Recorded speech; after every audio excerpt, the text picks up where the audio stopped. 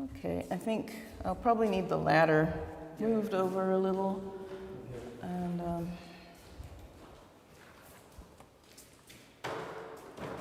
cool, not quite that far. Actually,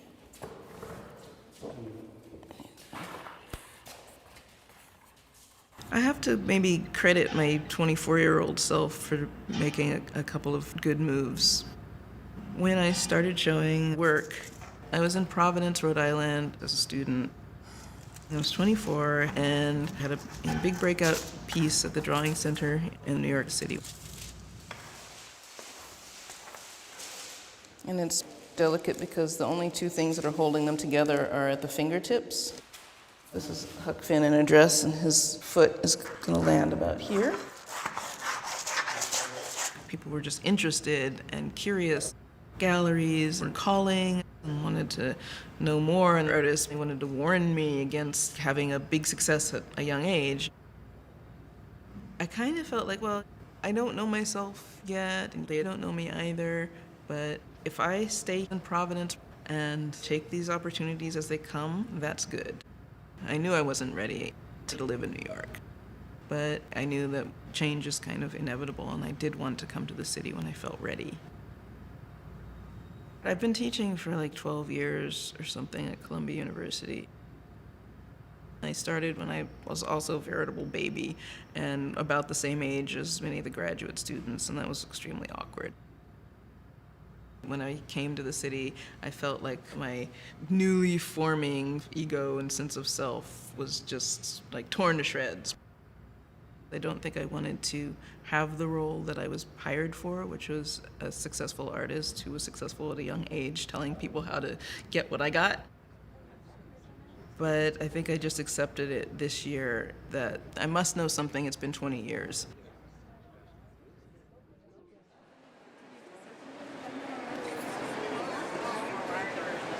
I don't know what that something is, but if I just keep talking, then that something, might slip out.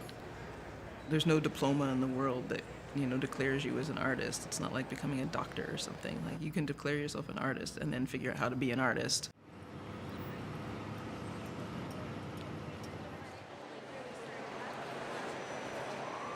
It's a different art world than the one that I stepped into. It does seem to be bigger. There's more distractions in a way from the process of making one's own work. The pressure to kind of conform to a particular grad school pedigree is problematic, and I think a lot of people feel that way. It's like a reality that artists are selling work in order to pay back massive debt for these MFA programs. But I did tell my students not too long ago that they have to and will change the art world from the moment they step into it. We're really delighted to be able to be presenting the first major solo exhibition of Cara Walker in the UK. Her work is definitely at first glance, it seems very simple, and it lulls you into a full sense of security, because it almost looks like these childlike storyboards. It kind of looks like the tableau that you might have on a nursery wall or something. And it's not until you kind of take a closer look at the work that you realise how violent it is and the horror of what the images are depicting. But that simplicity of the imagery, particularly in the silhouette works, is something that really allows this space for your imagination to fill these stories. A lot of her work is to do with the untold history of blackness.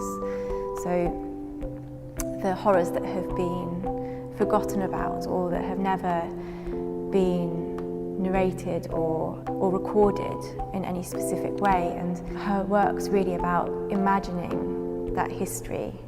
And the simplicity of the imagery kind of allows the audience to fill in those gaps themselves. So her work is kind of hinting all the time at these histories. The content of the work is quite aggressive, and that's certainly something which Walker doesn't shy away from. She really wants to confront the audience, and we have found that the exhibition here, people have very mixed reactions to it.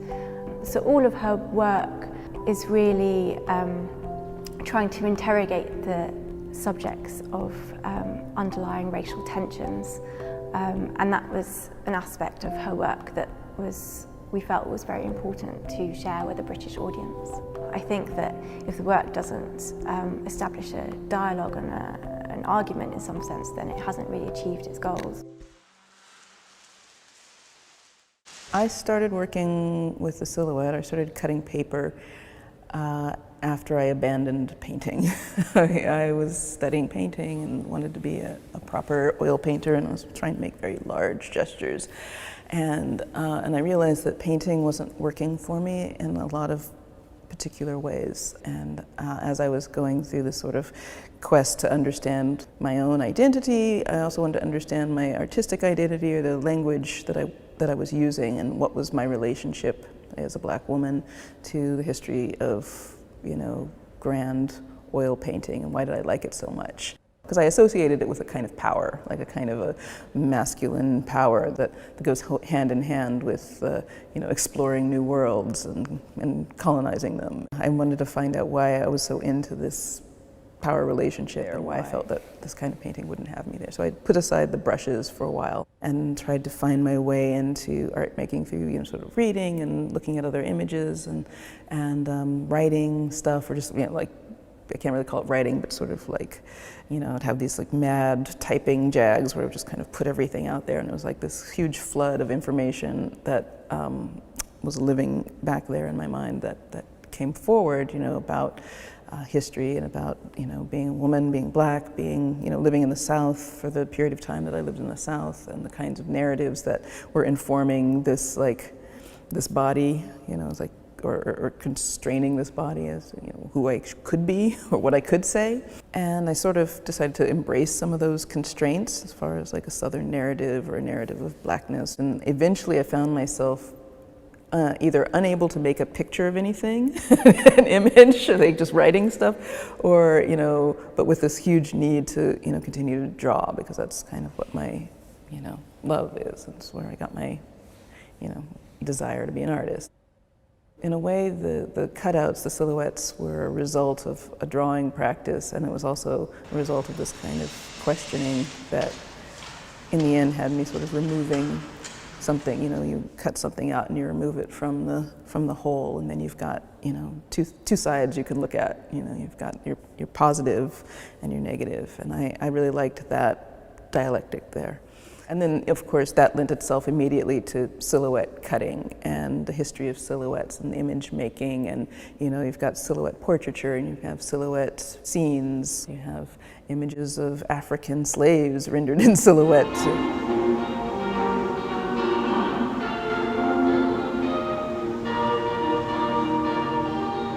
Fall from Grace, Miss Pippi's Blue Tail, is kind of the epic length, 18-minute.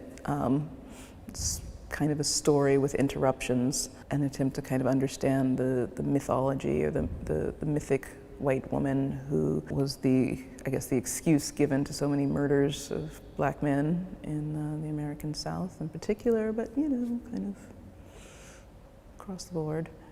And there's something very intimate, I guess, about working that way, and kind of exposing the sort of giddiness of animating things, because as soon as you start playing around with puppets, you're a child and you are playing. And if you're playing with themes that are touchy or delicate or just hurtful and that do hurt, it's a kind of a perversion. I guess it's a perverse kind of play.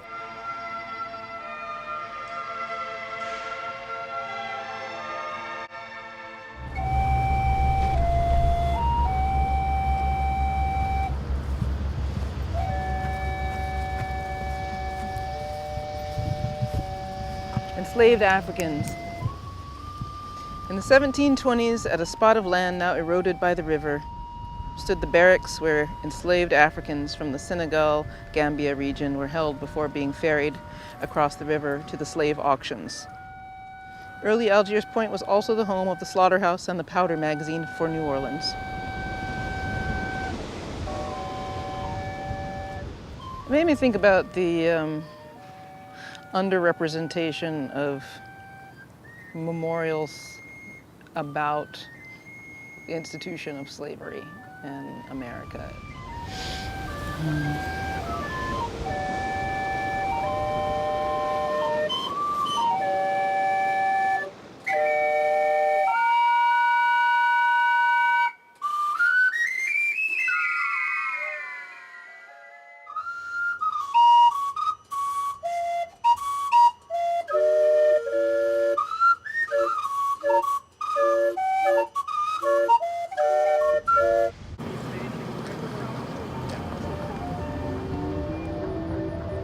I had been to New Orleans, and we went to Algiers Point.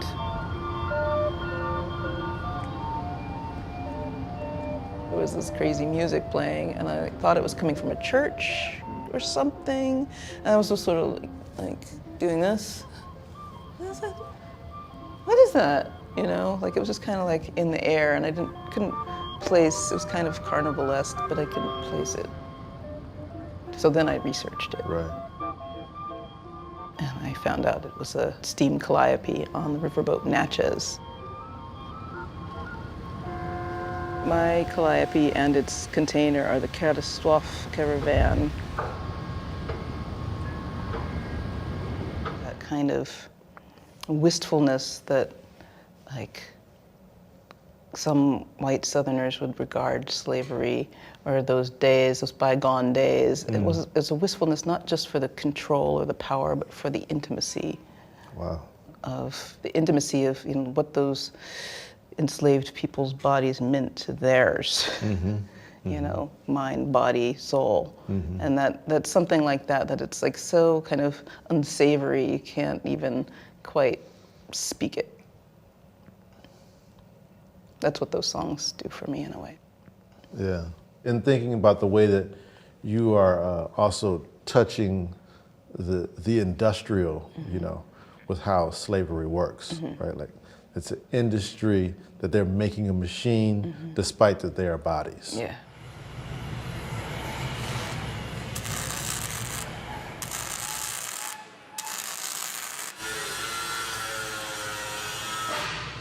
I wanted to really create this paradoxical space where the kind of ingenuity of American manufacturing, the same genius that brought us chattel slavery, could sort of then become the mechanics through which those voices that were suppressed reemerge for all time.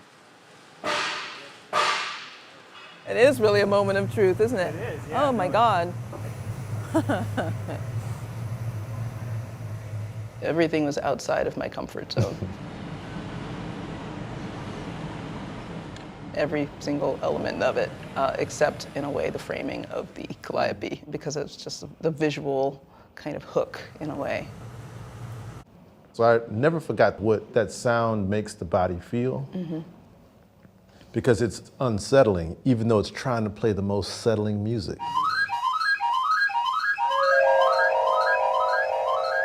The Calliope also sounds like someone whistling. Yeah. You know, so it seems like, you know, like, So good. like that someone whistles this, you know, as a way, you know, because that's also the way music is used for people who are captive. Yeah. That summoning, that sending out of a signal, is that it sends out a signal, whether it's a distress signal or like a signal to come, like let's celebrate together. So here would be a moment where we would bring something that would honor kind of like the millions of ancestors in a way that we aren't sure what we're about to touch. Exactly. That was my feeling going, you know, into Algiers with it.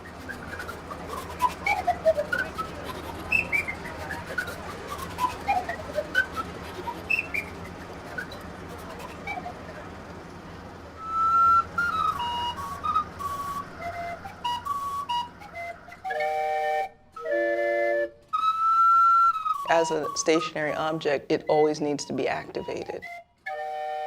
When you have monuments or commemorative things that just sort of exist, they sit there and they disappear.